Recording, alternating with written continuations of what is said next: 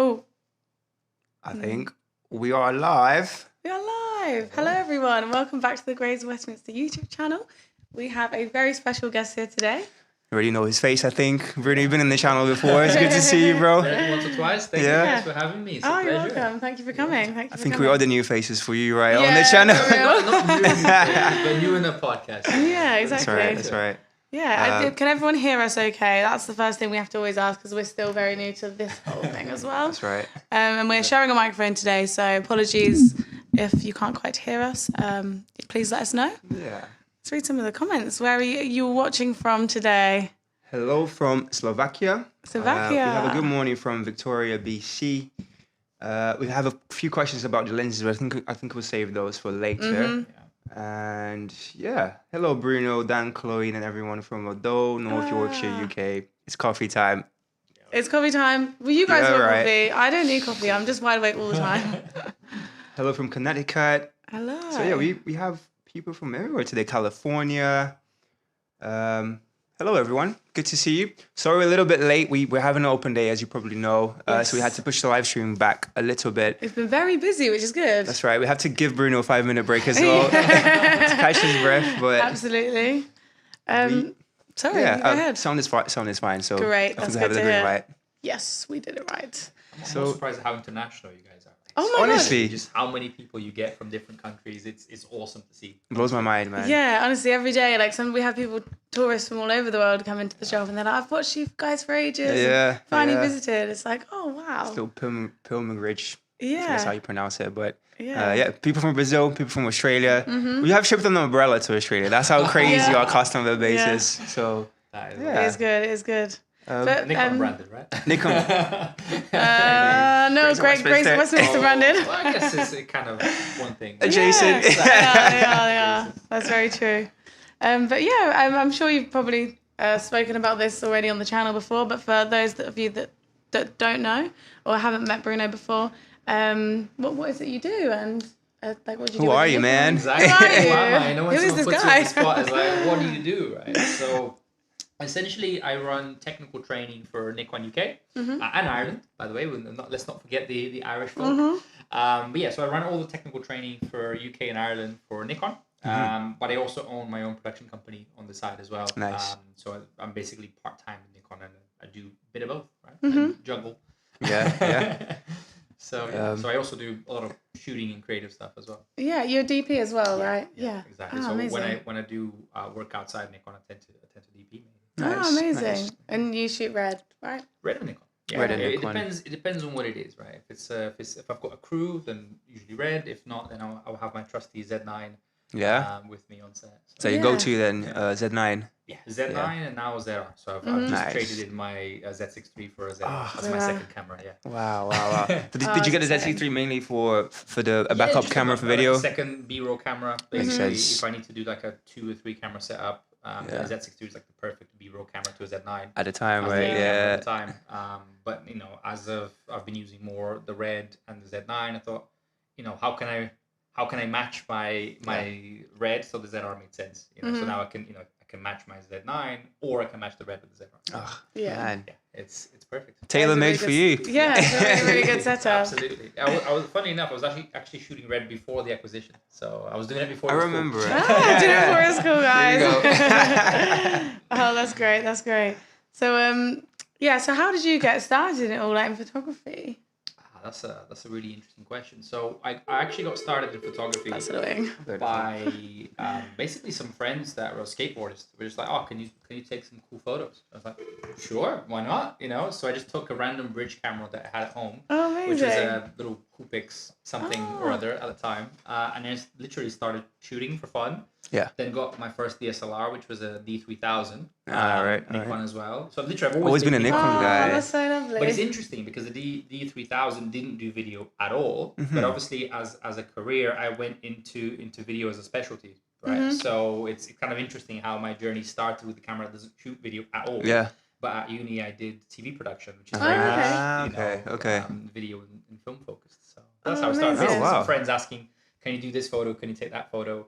And then the video journey started with friends asking, you want to do this music video? Yeah. Got an artist Yeah, coming that's how it in. does it. And then, I just started shooting music videos for friends. And then that became a career in itself. And I started getting paid to do it, which was great. And now I still do music videos and still do photos, but through my production company now. And That's also really with Nikon, awesome.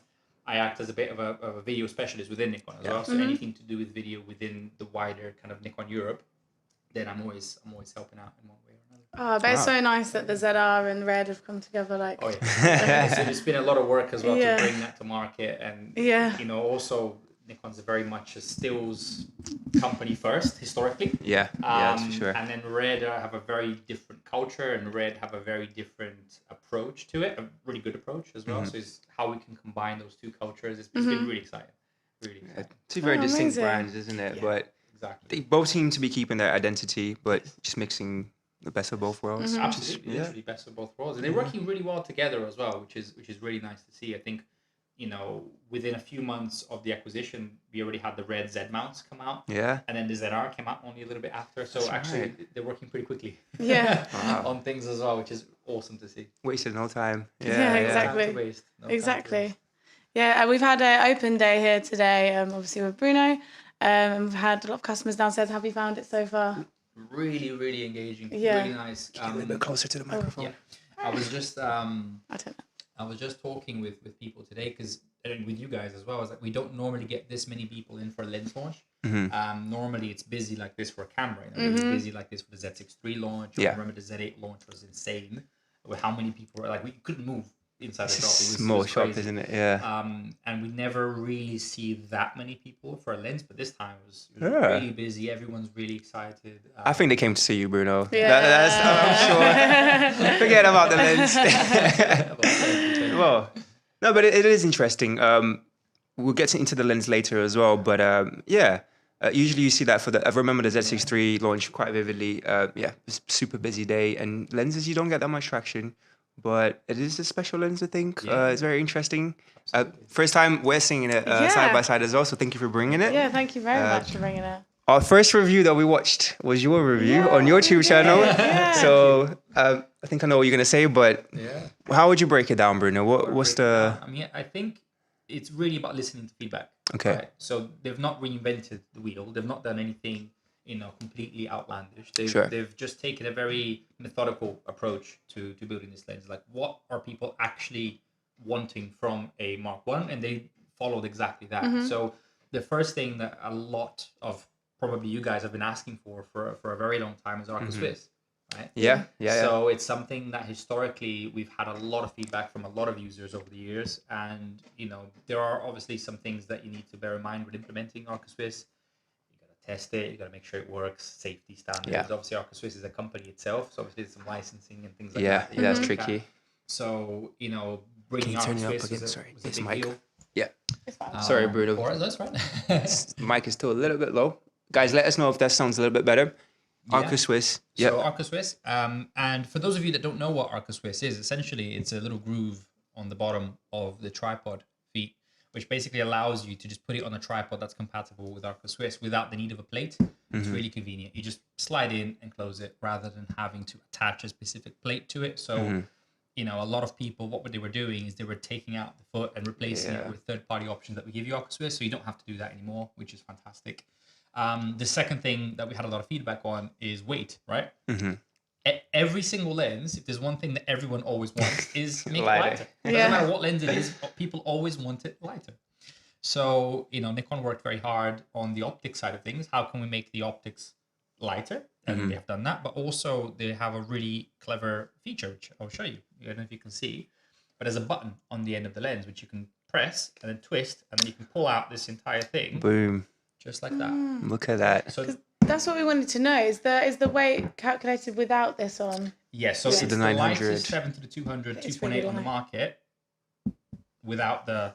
Oh, that, right. I see. basically. Yeah, once you put this on, then no longer is the case. But Okay. without that, it should be. Yeah. So, yeah. So when it There comes it is. to this part, it's really interesting because in the box, you get another little accessory. So for those of you that don't want this exposed, you can actually have another piece that comes inside the box and kind of rounds this off.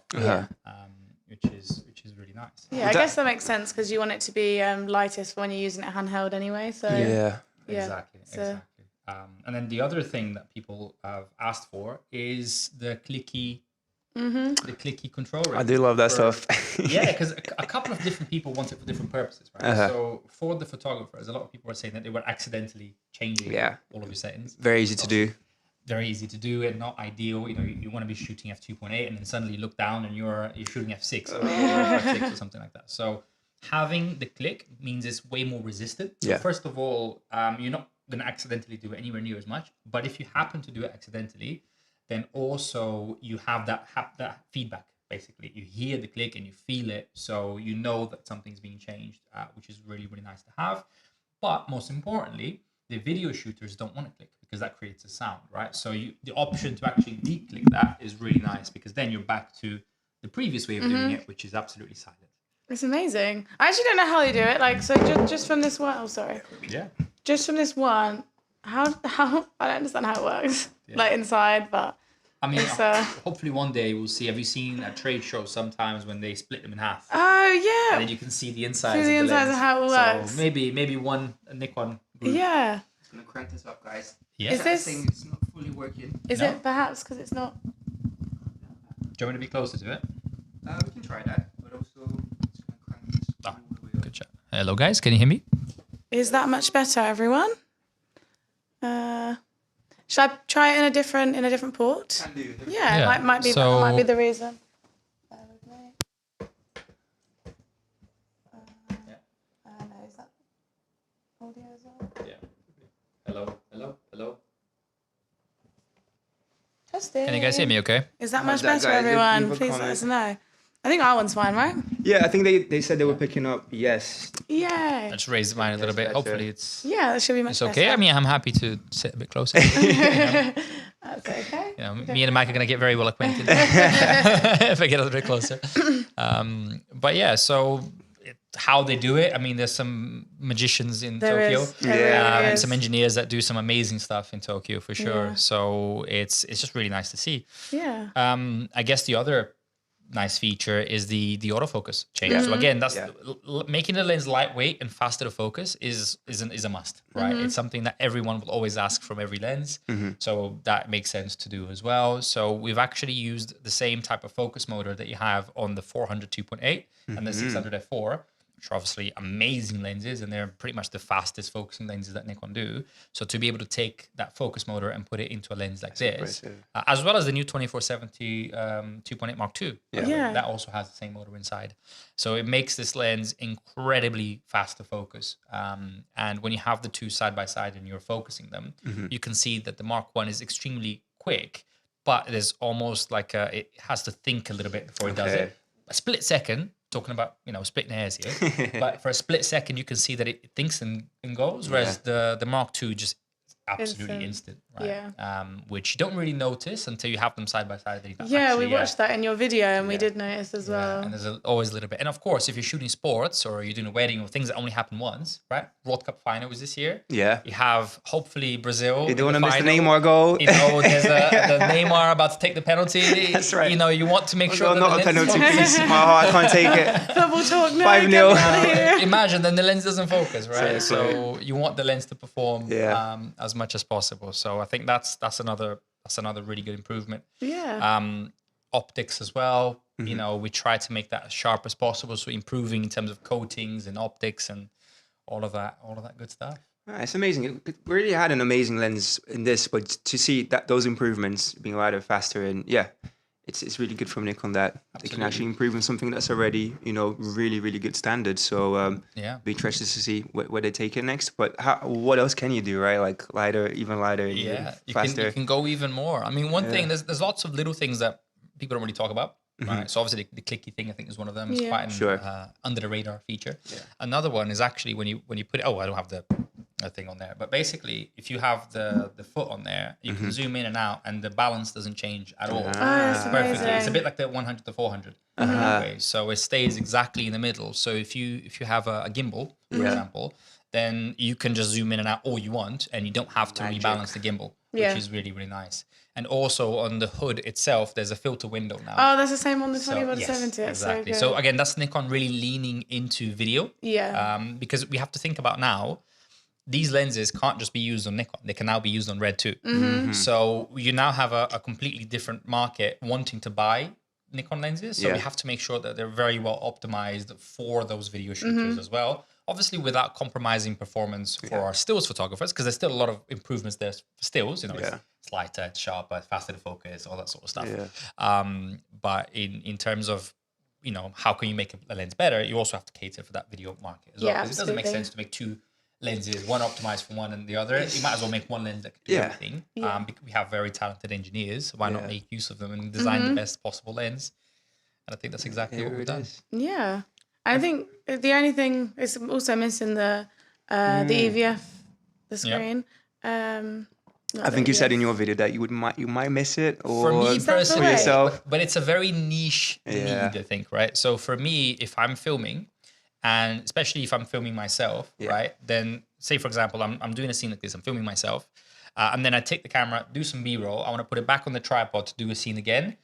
Having the screen allows me to see exactly the focal length used. So it could be something like 51.5 millimeters rather than just 50 mil, because that makes a bit of a difference. Yeah. Of course, you can crop after, but you have to guess Yeah, exactly. how much you're cropping, or that takes a bit more time. If you know inside the camera, then that is excellent.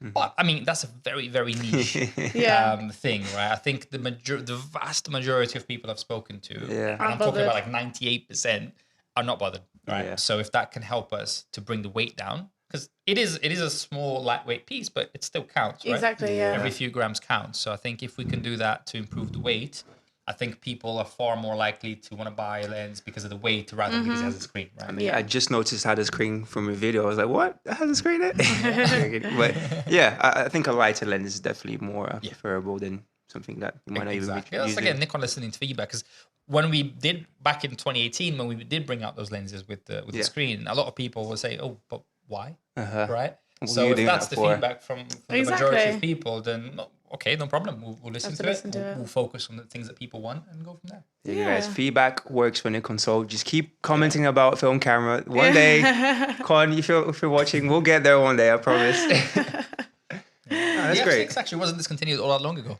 Was it 2020? That's insane to think about. Yeah, you can still get a brand new one in 2020. That's crazy. Please, Nikon, just bring it back. Bring it back. Bring it back.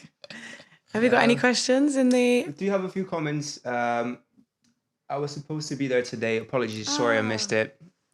Next time. Yeah, We'll see you next time. Yeah. We did have a comment as well saying, might be time to retire my VR2. So I'm assuming this is the AFS VR2. Yeah. It might be time. It might be time. Yeah, I think it's always a good idea to, you know, if you want to see massive improvements, to do it every other generation. But obviously the VR2 is 2 generations before. So I think you'd see a lot of benefit from doing it. Definitely feel the difference there, right? Oh yeah, for sure. Just the size of the lens as well. Like size, weight, you know, image quality, all that sort of stuff. Yeah. Nikon D3 is the best ever. A lot of people say that. D3, is that the one that had the same sensor as the D700? Yeah. It's a special sensor, really, in terms of color. Yeah. Did you have a favorite DSLR back in the day? Like a dream camera? I think D850. D850. It's got to be D850. I think that was one of the first DSLRs that really got me excited about, you know, the potential of what it could do at the time.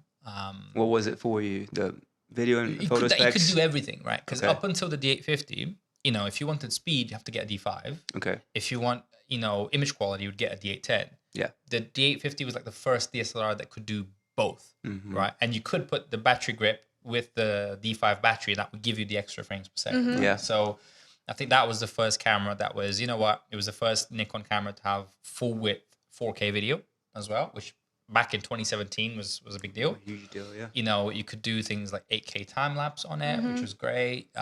You had the ability, even like, for example, the negative digitizer. Like it had like several feature. like small little features. It was one of the first Nikon cameras to have focus peaking. Yeah. Right, negative digitizer. I also had the focus shift shooting. So it was the Nikon camera that introduced all of these features. Obviously, all of that came to Z's after, but you know, the 850 was first. Nobody remembers it. Everyone thinks focus peaking came on Z. No, the 850 had it, right? So there's a lot of really exciting things about the 850, and the sensor is beautiful. Yeah. That 45 megapixel sensor on the 850 paired with the D5's kind of autofocus system was so far ahead of its time, right? It's still one of the best DSLRs ever made. Yeah, it's still Obviously, so popular. That gentleman there will disagree. Yeah, sorry. Second to the D3, Second you to the know, D3, but it's close. That's my Yeah. favorite anyway. Yeah, it's still very, very popular, even to this day. We're always getting orders for them, aren't we? Yeah, I think we have so many in back order right now. Yeah. Second hand, so yeah, loads as well. Yeah. I have a few questions. Let's just read through the chat. So this customer that has a valid question, not quite a question, but a comment saying that Nikon is not listening to the feedback. So a replacement for the D500, so it's like a professional crop mirrorless camera, I suppose.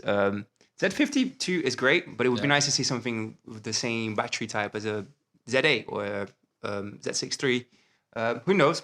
We don't know what they have on the pipeline, but yeah, we do get that comment a lot. I think. I mean, I think Nikon will always listen to feedback eventually. Yeah, obviously, they'll get how there. quick we can get there. That's a whole another story. Sure, right? sure. What I always say, if there's enough people that want it, Yeah. and there's a business case for it, Nikon will make it, because at the end of the day, Nikon is a business. Exactly. There needs to be new cameras, That's right? right. Otherwise, I'd be out of a job. So there needs to be new cameras, and obviously, what those are, or when they will come out, obviously we can't comment on. But what we can say is we do very closely listen to feedback, and if there's enough people that want it, and we think we can make a good camera out of it, then of course it's something that we can seriously look into. Yeah, it doesn't happen from night to day for sure, but yeah, I agree with you.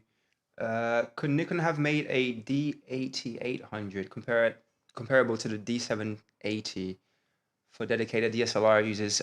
Do you see a new DSLR coming out? The thing is, obviously, we can't comment on future product development. Yeah, but what I would say put him on the is, spot. Yeah, sorry. would there be much point? Would be my question, right? Because the only advantage I can see to that would be with AFD lenses, right? It would be the ability to autofocus with AFD lenses. So I think that is a genuine benefit of a potential, D850 replacement or whatever.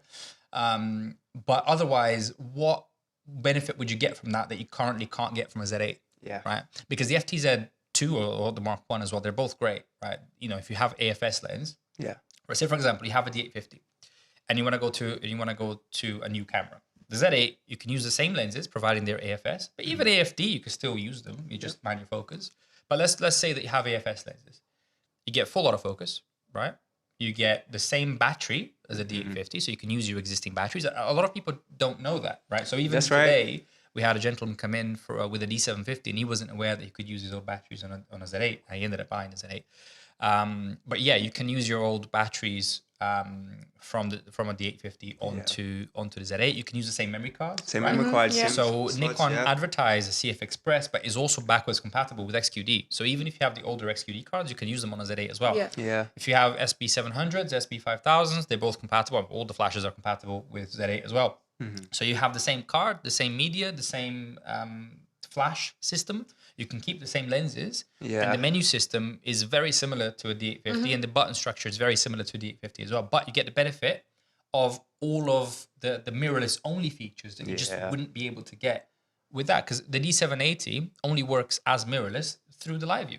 That's right. So, and a lot of the time you want that feature in the viewfinder, and you just can't do that with a DSLR because you need to reflect the mirror. So my genuine question would be, is there any significant advantage to doing that other than using AFD lenses? Because pretty much every single lens in the last 20 years is AFS. Yeah. Right. Yeah. So, I completely understand, that you may have AFD lenses in the past. And, that's why, we're not discontinuing the 850 or anything like that. So there is still an option for that. But that would be my question. I think the Z8 has provided enough value for people that and also Nikon is really careful about making the switch, right? Same lenses work, adapt, your cards work, flash, everything. They've always been good at that, haven't they? Like keeping backwards compatibility, exactly. Same mount for so many years. Yeah, we don't want to do anything that will render people's accessories or lenses useless. Yeah, you want to make sure that whatever accessories that you have are still going to be relevant. Obviously, to an extent, there's technology changes and there's some things that we have to change. But as much as physically possible, we do try to allow people, because we moved to a new mount, we could have done a new battery, right? But no, we've decided to keep the same battery. We decided to keep an adapter working with old lenses. So I think Nikon does listen and do a very good job of keeping, users within the same ecosystem as much as possible. Yeah, of course. Yeah, that makes sense. It's a very, very good answer. Well, a few more comments. Do we know the cost in the UK? I'm assuming this is for the new lens, 2,999. I believe so. That's what it is at the moment. We're taking pre-orders right now as well. So if you guys want to join that waiting list, give us a call. Go online. Yeah. Another question for Bruno. 180 to 600 Mark II. Is that too soon for that? I think it would be too soon. I think so. We came out the year before last? The year before last, yeah. I was here at the shop already, so that's how I know it's like too soon, I think. Yeah. Give it a couple more years, maybe. What about a 14 to 24? My question would be, obviously we can't comment on future releases, but my question would be, what would you be missing from a 180-600, right?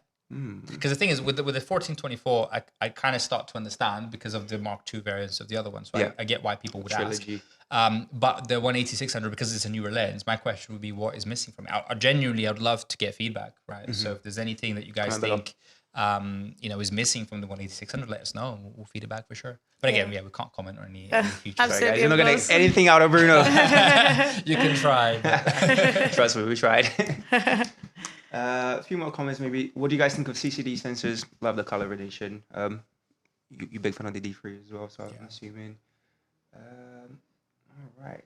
What is it that... Oh, sorry, is there another question? No, go ahead. No, I was going to say, what is it that you like to take around in your camera bag? Like, what is your go-to setup? I think if I'm just having fun and I'm just traveling, nothing to do, because obviously for me, cameras is a job, right? Mm-hmm. So I'll be completely honest. If I'm by myself just having fun, it's usually film or something or something like super small, just because if I'm dealing with cameras 24/7, then you don't want to, I'm not going to take a Z8 or a Z9 or anything like that on a holiday trip. So it's either a film, to which I've got loads of film cameras. I've got like 9 or 10 film cameras. I have a little point and shoot, little Pentax thing. Cool. Nice. I've got a Nikon F4 when I want something a little bit more serious. I've got loads of. I'm not going to list all of them now. Be here all day. Yeah, exactly. But a little film point and shoot, I think is great for holiday stuff. Love a point and shoot. That sort of stuff. Love it. If I'm doing digital, I think ZF with the 26mm. 26mm, yeah. Just because it's smaller. Yeah, right? It's smaller. I mean, I get the 40 and the 28 and the look and aesthetic, but a black ZF with a 26mm is incognito. It's small. It's thin. I have a little side bag that I can just pop it in. Nice. That's it. Yeah, super simple to work with. I use the imaging cloud actually. So again, if I'm on a holiday, I don't want to spend hours editing my raw files, right? So I actually just pick a really nice recipe from Imaging Cloud. Nice. And that will be that. Wow. Right? That will be my image. JPEGs, if I'm on holiday having fun, I'm going to focus at the beach. You don't want to be thinking about exactly. other stuff. I just need the camera to work and give me a really, really good image straight out of the camera, which is why I would recommend the Imaging Cloud, right? Yeah. Because obviously the onboard picture control is great, but they don't give you, they're all very neutral, right? Yes, you have vivid and you have neutral and all that sort of stuff, but I think the recipes give you that creative edge. A little bit extra. Yeah, so it's like what you would have done in editing, but just done for you on the spot, right? So I'd really recommend Imaging Cloud for ZF users, for example. There's a lot of options on there. So some really fantastic photographers that have done some amazing work basically on there. Nice. That answers your question? Yeah, absolutely. And you said that you were going to be attending the London Photography Show? Yeah, coming up soon. Yeah, soon. Are you going to go to that? Back on the road. I'll do my best. It's in Birmingham this year. Be great to see you guys there. Yeah. It'll be fun. I've got family there as well, so maybe I'll pay them a visit. Yeah. Yeah, definitely. I've already got my tickets. So I'll definitely be there. You're definitely going. Yeah, I'm going to go. Yeah, I went to the last one in Birmingham. I'm not sure if many of our subscribers are familiar with the photography show, but it's in Birmingham this time. It was previously in London. Alternating, right? Yeah, they alternate now, right? Yeah, exactly. Yeah. Yeah, so that'll be pretty good. Is it a 2-day event as well? Or is it? Oh, 4. Oh, nice. Yeah, so it's Saturday, Sunday, Monday, Tuesday. Oh, I did not know it was 4 days. But they normally leave the last day focusing more towards students, I believe. Either the Monday or the Tuesday. I can't remember which one's which. Yeah, I definitely went when I was a student as well, so perhaps that would have been it. Did you go to the Birmingham one, the London The one? Birmingham one, yeah. Before that, it was always at Birmingham, It no? was always a Birmingham. I think Yeah. it just changed last year. Well, I think it was the first year in London. Yeah. It's always been at ANC otherwise. And you'll be there all 4 days? Oh yeah, I'm always there every year for the last 10 years. I've been there every single year, except for when on COVID times, obviously. Yeah. We didn't have that. But yeah, I've been there pretty much every year for 10 years now. Yeah, great. Say hello to Bruno, guys. Yeah. I remember going to the Nikon stand before, and they had these like little. You could go up these stairs Oh, and like and try like that was a long time ago now. Yeah, that one. Yeah, and we had the long lens area as well. So for years we used to have a long lens area with a 2000mm f11 on the tripod basically. Yeah. So people could go and have fun. So I remember doing that. Yeah. That was good. Yeah, that was good. Yeah, we will have a different layout this year actually. So this year maybe am I spoiling it? Oh. Maybe I shouldn't say too much, but this year we will have a slightly different layout with an extra area, basically dedicated to video. Basically, that's very we didn't have last year. Yeah, exciting. So something for the video shooters out there to and there will be a few surprises in that area, which I'm going to be very careful not to say anything. Exciting. Oh, that's really cool. That's probably where we'll find you, right? At the video area. Yeah. Oh, but it's so nice to see that video is really coming into your job, considering that's what you've. For sure. I mean, I've been with Nikon since before. Yeah. This was a thing, but I think even before then, I would always, push us internally a little bit. Yeah. Let's go into that direction a little bit more, It's nice. Yeah. And how long have you had your YouTube channel for? Not long. Only a few months. Oh, okay. And how are you finding it? That? It's really interesting because the thing is, I was getting asked quite a lot by people that I meet at events. Oh, you should do YouTube. You should do YouTube.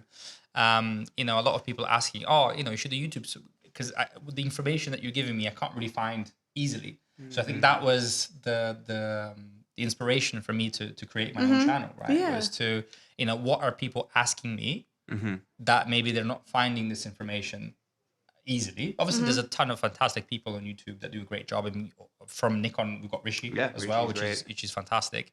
But it just came from that. People asking me specific questions, and I thought, if I can help people and put it in a video format, then I think that'll be a really fun thing to do. And obviously, for me, talking about cameras is interesting, right? It's not. It's natural for you. It's not really. I always say it's not really a job. I work with Nikon because I like to speak to people and if I can help someone or educate them on something that they don't know, I think that is something that really motivates me personally. So to be able to do that online as well, I think is really good. Yeah, well, you're very good at that. We watched him. We were like, we're taking notes, don't we? We were like, okay. Yeah, we filmed a video about the lenses. Well, we hadn't seen it yet, but we was like, what did Bruno say about that picture again? Oh, that's right. So really informative. Very good. Guys, go check out his channel, please. Yeah, you will get a lot out of it. Absolutely. Have a few more questions. Yeah, as many as you want. Obviously, we don't know what Bruno can't say what's going to be released, but a new flash maybe for the Z cameras. I think have you heard that one? Expecting me to do a wink, right? No, there's obviously we can't comment on future launches. What I can say is that you may have noticed it's been a little while since we've had a flash. And what we've taken as a strategy in the business is, rather than try to focus on releasing flashes every year and all that stuff, we're going to empower other brands and we're going to help them make the flashes compatible with Nikon. So we worked with Godox and Profoto very closely. We've given them access to our protocols. So when you use a Profoto, for example, you will get as good as possible because it's actually been approved by Nikon. So even though they are third party, these are two companies that have worked together with Nikon at a Japanese level to ensure that those flashes work flawlessly with all Nikon kit, basically. Nice. Oh, that's really good to hear. Just something to know. Yeah, that's good to hear. I didn't know that. I guess you get, Profoto with the pros at the flash department, and if you can help them improve the compatibility with Nikon cameras, that makes so much sense. And you may notice as well, if you look at our firmware updates like Z8, if you look at the change log, you see Profoto compatibility as one of the things on the change log, basically. So so to answer your question, I think what we are doing in the flash department currently, without speaking onto what will happen in the future, but currently we are supporting those brands to do the best flash possible for them. I guess Nikon doesn't have to do everything themselves, so if you can help the other brands, Profoto is a staple in the flash. So absolutely. A few of your Profoto friends that go to shows, they usually come to the shop and like, oh yeah, Bruno sent me here, and I can't remember the customer's name, but Yeah. Good stuff. Yeah.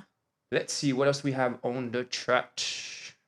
Do you think high ISO noise will get better in new cameras? Is that something you could do with firmware updates or? Oh, in firmware updates, definitely not. Yeah. I mean, you can change the Possible, right? processing, right? So you can mask the noise better with firmware updates, but it's not something historically that we've ever seen. Right? Yeah. Okay. Yeah. Just because usually the ISO performance is tied to the processing. So unless you change the processor, that usually doesn't work. Doesn't mean it's not possible. Doesn't mean that we're never going to do it. Again, going back to the same old thing. We can't comment on future releases. But what I would say, thinking about the industry as a whole, is high ISO. The question really is, how much do you need it to be improved? Because there's always going to be a trade-off, right? So, for example, you have one set of people that want higher resolution sensors, right? So you have probably a few questions in the chat. Oh, when's Nikon releasing a 60 or 100 megapixel sensor? Medium format Nikon. Yeah, so you always get people that want more megapixels. Yeah. But when you have more megapixels, the individually they will be smaller, which means they're gathering less light is the easiest explanation I can do.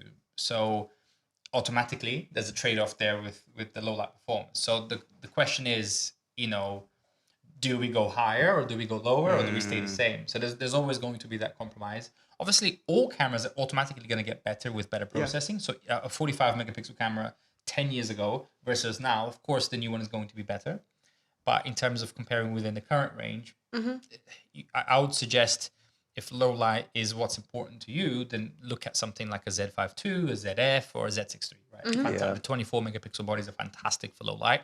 And if you need the detail, that's why we offer things like the Z8 and Z9 and Z7 too, right? So I think important to pick the right camera for what you want to do. But of course, every sensor will improve with time, especially in that area as well. But there's always going to be that compromise, right? You're never going to be able to make everyone happy because you have the people, for example, that love every single feature of the Z8, but then think, I could use with it being cleaner, high ISOs. But then maybe that's why you want to buy a Z6 III. Yeah. Can't please everybody. You can't. With one single camera. And photography is a compromise, right? Yeah. ISO, shutter speed, aperture. You have to compromise between Triangle those three, there. right? Yeah, that's so right. I think photography as a whole is one big compromise. It is. That's a really good way of putting it, actually. I like that. Yeah, I do like Philosophy, Bruno's philosophy. Yeah, you're saying some really interesting things downstairs, which I'm definitely gonna take on board with helping customers. Like the way you whistle it down so well. You asked them a few questions and you've already whittled it down to 2 cameras to choose from. It's it's great. Pro. Yeah, he's a pro. But we're going to be filming a video hopefully once we can get our hands on one of these. What would you recommend we go out and shoot with it? What do you think would be? I think it's always a sport camera. Okay. Lens. So I think if you can do anything to do with sports, I think that would be. Have Becky and Con ever done anything to do with sport? What's that? Have Becky and Con ever done a video of I don't sport think so. photography? There we go. Brand new stuff. All right, There great. you go. You're getting us Arsenal tickets.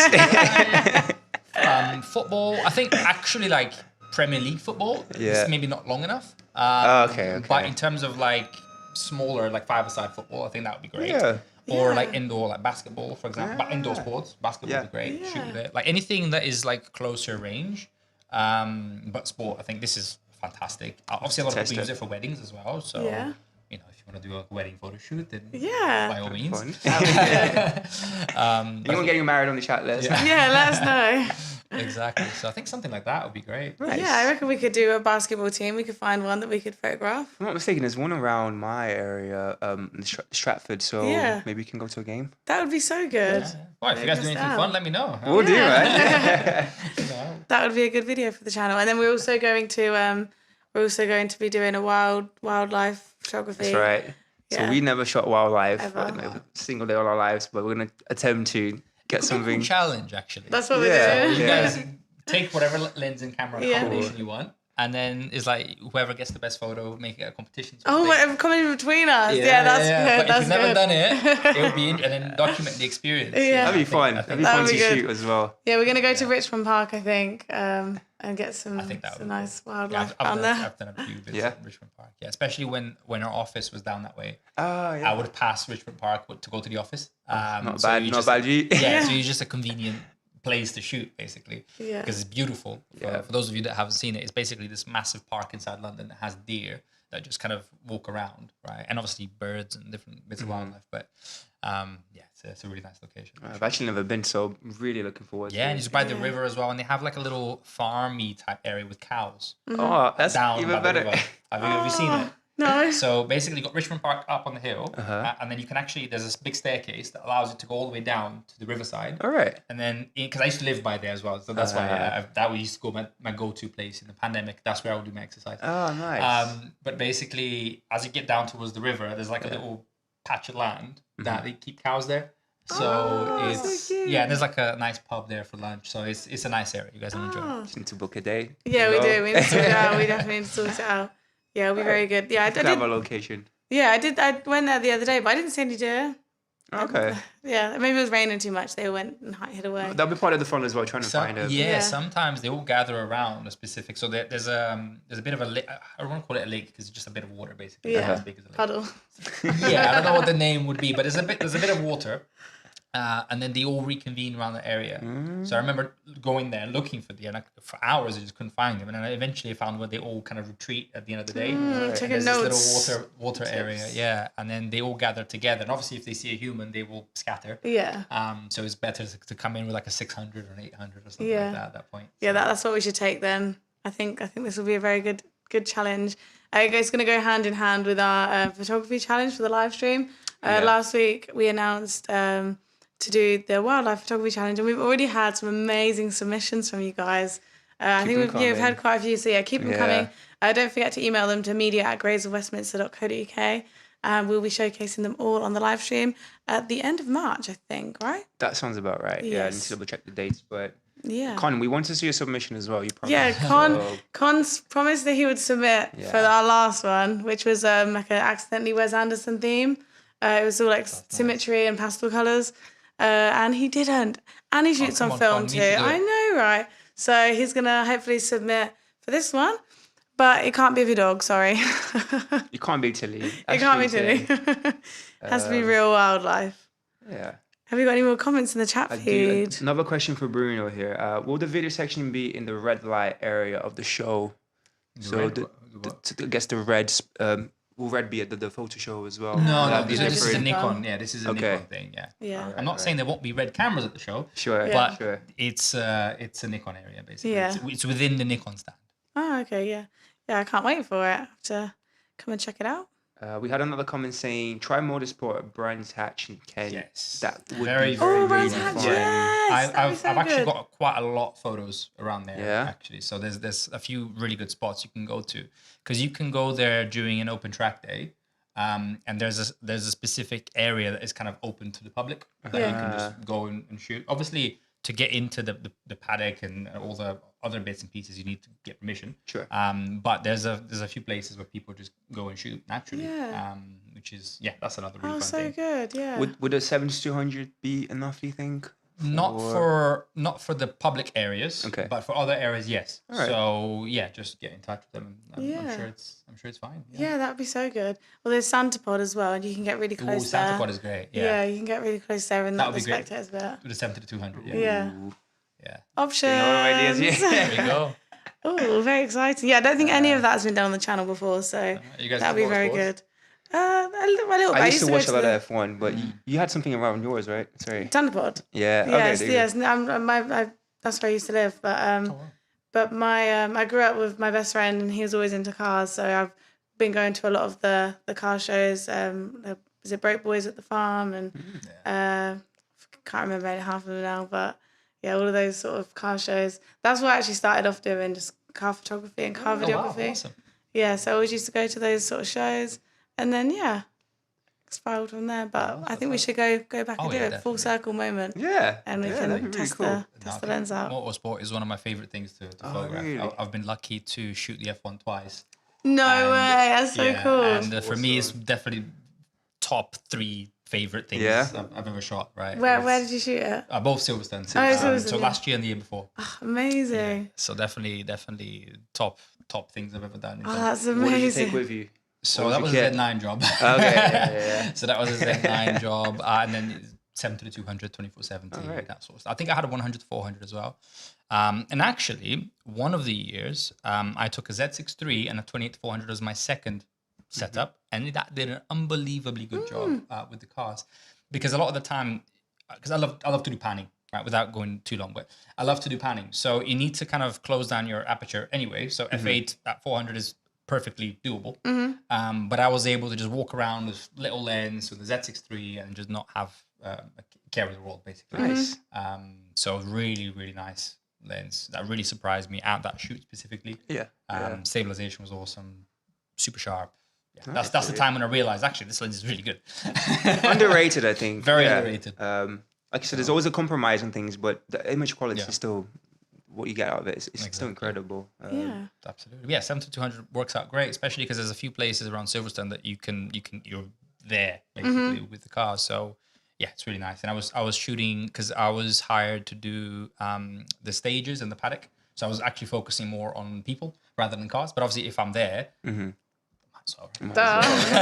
Obviously.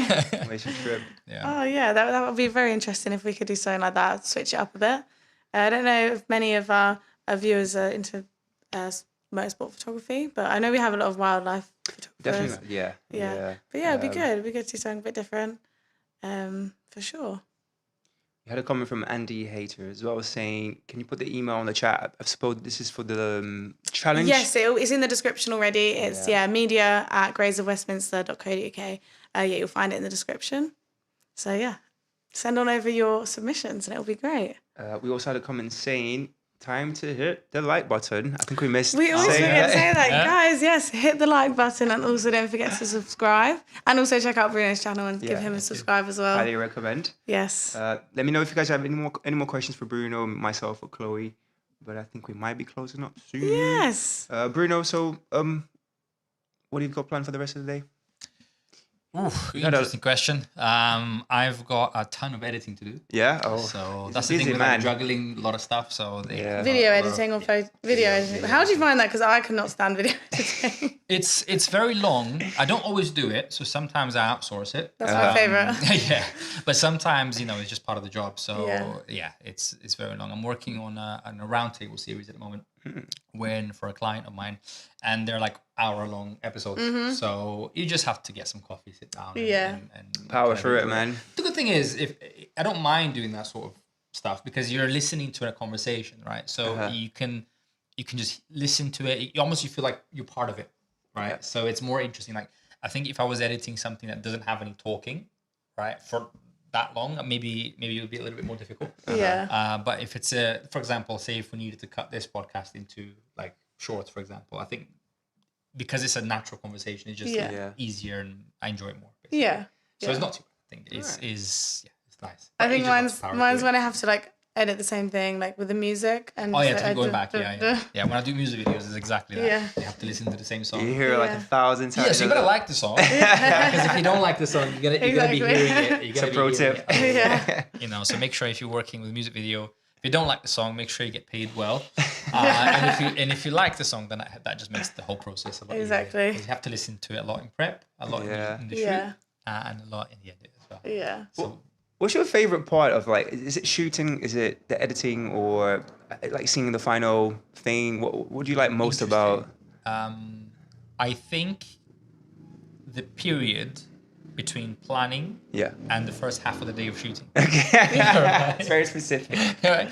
Because that's when you're most excited about a project, right? So when you're doing the planning aspect, there's no limit creatively to what you can do, right? Yeah. So that's a really exciting part of the process because you can literally do anything. Yes, obviously there's budget and time constraints, but within that, you can be as creative as you want. You can dream, right? You can dream, exactly. So it's really fulfilling to dream. And then if you get to set and it's kind of like exactly what you expected it to be, that is a high like no other, right?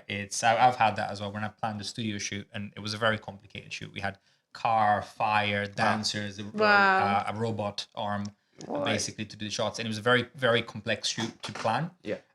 So when we finished the planning aspect of it, and I walked into the studio and I saw everything in place. Yeah. Wow. Okay. First of all, Incredible. Yeah. Just no have a little bit major relaxed. issues, right? But second of all, just like seeing your vision Yeah. come to life is a very, very rewarding feature. It wouldn't. Now, when you do video days or professional video days, we're looking at 12 to 14-hour days, right? So that's why I say the first half of the day, because when you're It's very hour long. 13, then you're not enjoying it as much. Yeah. But and then the editing as well. I think the editing, if the shoot has gone well, the editing is amazing. Especially if you get on it straight away. Yeah. If you leave it like 2-3 weeks, you don't ever want to touch it ever. Exactly. So But if you do it the day after, have an amazing shoot, do it straight away. It's a really, really rewarding experience. Yeah. But if you haven't planned your shots right, or something went wrong on the shoot day itself, then editing can be a really big pain, because then you're suffering from all of the problems created by the set day. Yes. Yeah. And you don't want to be in the edit fixing issues. You want to be in the edit creatively. Exactly. Yeah. So that's no fix it in post. no fix it in post. No. Exactly. Everything ready. Yeah. Or you can just do what I prefer to do, which is to shoot and then hire someone for Even the better. edit as well. That's And then it. maybe you can sit in on some of the and just give them notes, right? That's so the best. that way you can be creative, but you don't actually have to be there fixing all the little issues. Right? That way it's a really enjoyable thing anyway. I think most of the time, once you do this enough times, then you don't have as many issues in the edit, because you learn certain things, right? So when I started doing music videos, for example, for me, I would always focus on performance shots. Okay. Right. Where now I understand the power of storytelling and B-roll. So before I would be struggling. Okay, we're on the scene for too long. Okay, we need to keep it moving, but there's no footage there to work with. Right? Yeah. Whereas now I have a list of everything that I need to get. So I kind of go into the shoot with everything already edited. Nice. In my head, right? So I know exactly, and also that saves you time, because you don't have to shoot the entire song. Yeah. You can just do like the chorus, because you've already what planned part. it. So you know that you're just doing the chorus in this location, you're doing the bridge in that location, and everything is just done. Pre-production. Important. Pre-production is everything, and also recce, going to the location before you shoot, essentially Huge. Do you ever direct as well, or is it? Oh yeah. So I basically within our company, there's a couple of us. We own the company, but we take turns. In doing it. So amazing. if someone feels a little bit more close to that project, then they can direct, and then I can DP. And then if I feel closer to that project, I'll direct and they can DP. Yeah. So it's how we work basically. Oh, that's great.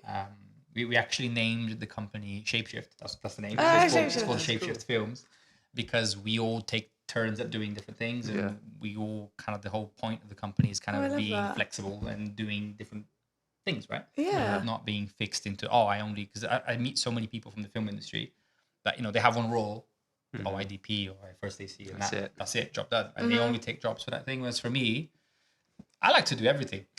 Honestly, guys, I like to do everything. Like I don't want to have the same day every day. Exactly. I want to do photos one day. I want to shoot film the next. I want to do video next day. Next day, I want to do an event with Nikon. Right? Yeah. I want to talk to some people. I want to be doing stuff for YouTube. I like to be... I like that. White limit yourself, right? Yeah, Exactly. exactly. I like to be doing different things on different days, and that's what keeps me going. I think if I had a routine, then I wouldn't enjoy it as much. No, of course not. So that's just personal opinion. Some people need a routine, so it's very different for everyone. What about the lighting department? Do you ever I have done it. venture? I have sparked before. Yeah. So I did a few films basically. Funnily enough, that's how I started. Because I also worked as a gaffer on 1 or 2 as well, kind of by accident. Because I remember I came in one day to set as a spark, and most of the crew had COVID, so I kind of had to Oh be my god, promoted. gaffer! I had to be promoted on the spot.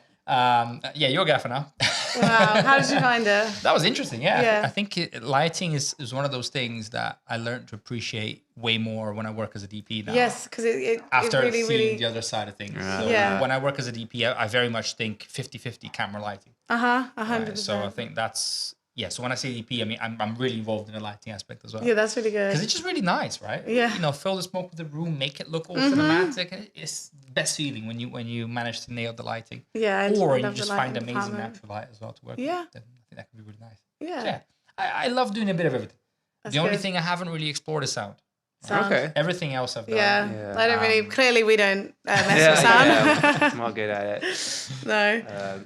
But Bruno, it's lovely to hear someone this passionate about, Yeah, it's creating so amazing- nice. so It's so knowledgeable nice. as well. So Yeah. Appreciate you. it's a huge pleasure having you as always. And hopefully we'll see you again later this year for another open day or some Anytime, shows. whenever you guys Yeah. want me, just invite me, and I'm always just a call away. Yeah. If you're at the photography show as well, be sure to go and say hi to Bruno That's right. and me if you see me there. Say hi to Chloe Say as hi to well. everyone. yeah. But yeah. think that'll be it for today, guys. Yeah, thank you very much for watching. Thank Please you. don't forget to like and subscribe, and we'll see you next week. Catch you in the next one. Bye. Bye.